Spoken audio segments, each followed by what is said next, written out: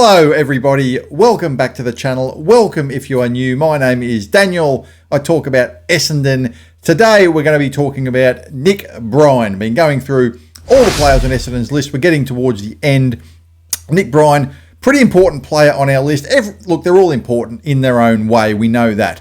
But given that we've lost a couple of ruckmen in Sam Draper and of course Todd Goldstein, it's going to be a particularly important season for Nick Bryan, especially given that he's coming back from that nasty ACL injury. He suffered it in about round 4 last year, so he won't be ready for round 1, that's for sure. And we're not quite sure of a return date at this stage. But given that it's a 12-month injury, and you think that 12 months would be around gather round again, by the time he's due back, and then you need maybe a couple of games in the reserves just to get your match fitness back, I would expect round 6, 7, 8, something like that before we see Nick Bryan again. So he's got still an important role to play for us this year, and he could still play as many as 15, 18, 19 games at most. We'll see how that goes. So he's out of contract in 2027. He's 24 years old. Of course, he's a ruckman, 202 centimetres, 87 kilograms. He was picked 38 in the 2019 national draft. So as all ruckmen are, they're kind of speculative in a way, ruckmen. You never quite know what you're going to get. They tend to peak around the age that he's at now. Now have a look at his trajectory, his career trajectory. He hasn't played double-figure games in any season as of yet. But probably the most promising thing he's shown was the last 4 games of 2024 and the first 4 games of 2025. He was basically partnering with Sam Draper, and he played some of his best football. Certainly at the end of 2024, the plan was that he was going to be, with Draper, the 2 rucks in 2025, and that's how it was looking, and everything was going along all right. So even though you look at that table that you see, the amount of games that he's played, especially early in his career, struggled with form and with injuries, you can see that he was just starting to make his mark at the end of 2024. It says only the 5 games in 2024, but 4 of them were the last 4 games, and that led into his reasonable form at the start of 2025. If you look at the 4 games that he did play, he was actually rated our 8th best player. You can't read too much into that. With the 4 games, he averaged 9.8 disposals, 4 contested possessions, 2 marks, and the 19 hitouts. And then, of course, he had the nasty ACL injury. So a couple of things about him. He's at the age now where you're kind of expecting him to not quite make or break, but he's at the point now where he's not a kid anymore. Now, obviously, you've got to take into account that he's coming back from the knee injury, and that's always difficult. But he was a pretty good athlete when he was younger. The vertical jump test, he was excelled in that. He also ran under 3 seconds in the 20-metre sprint. If you remember the most recent draft combine, all the really top athletes ran under 3 seconds in that, and most of them were smaller players. It's highly unusual for a ruckman, a tall player, to run under 3 seconds in the 20-metre sprint. So his strength is his athleticism. And the thing is, I don't think we've really seen that at the highest level.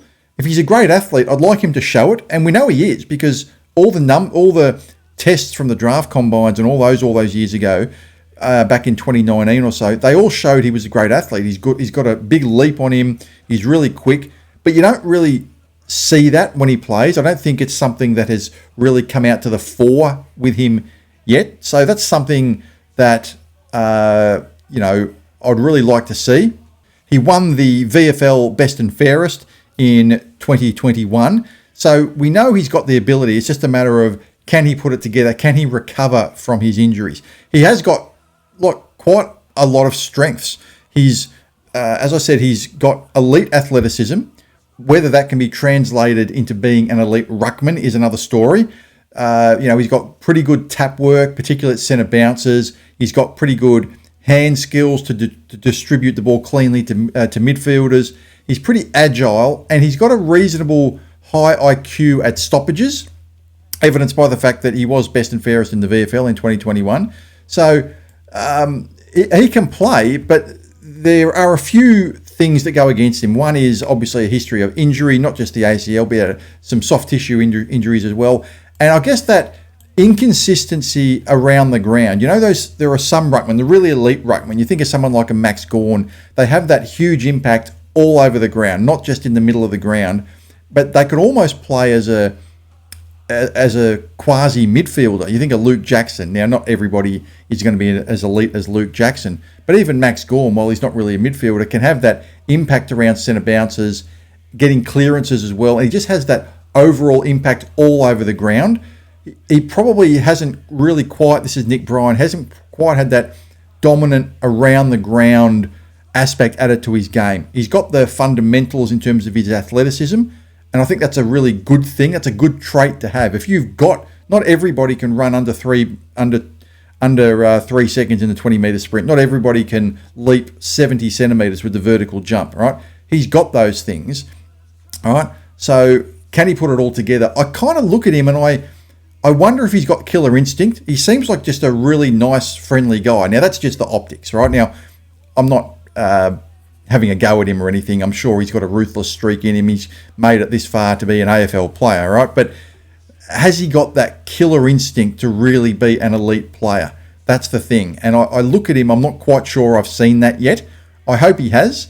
And look, he's got an important role to play for us this year, because we're down to only really, in the first part of the season, we're really only down to the 3 ruckmen. We're down to Blackiston, who we think will be rucking early. You've got Vigo Vicentini in there, Cale Drine, who's a part-time ruckman who's never played a game yet, and Nick Bryan, who's injured. So we need him back in the side. He is our number 1 ruckman now. Blackiston will be in the first 5 or 6 rounds, but make no mistake, when we get to midway through the year, the expectation on Nick Bryan would be that he will be the number 1 ruckman. So I made the video about Blackiston earlier. Blackiston can really, if he can establish himself in the team, he could really put some pressure on Nick Bryan. But I would expect Nick Bryan, by the time we get to, say, the Dreamtime game against Richmond, or in about round 9 or 10, I would expect that Nick Bryan would be back as the number 1 ruckman.